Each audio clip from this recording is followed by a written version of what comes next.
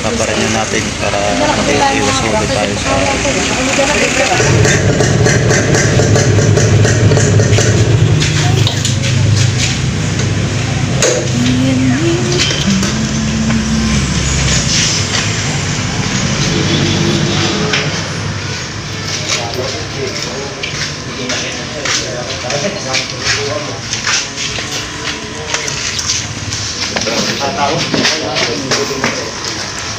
akin nagaganan din.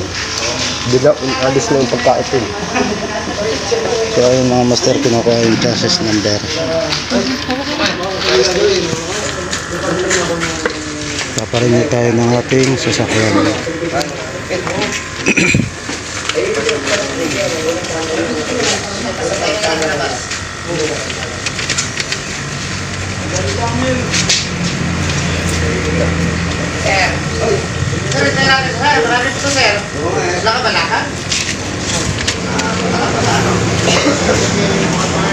Para iwas ulit tayo mga master, kailangan tayo ready na at sasakyan.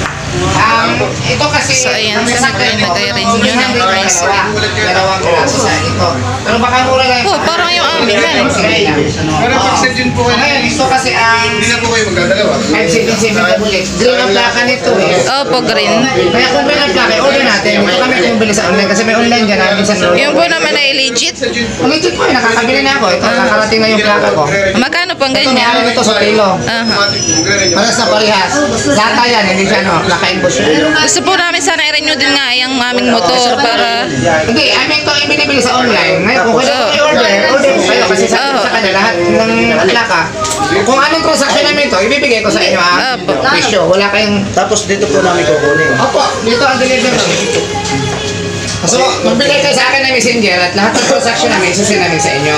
Para kayo ay mayroong protection ba? Kasi kung magpagawa tayo ng ordinaryo, mababasag, masisira, wala rin sa isay. Kasi may authorization naman kayo, pwede kung magpagawa yan, legal po yan. Pero okay naman po nito. Oo. At iyan po i-renew din namin.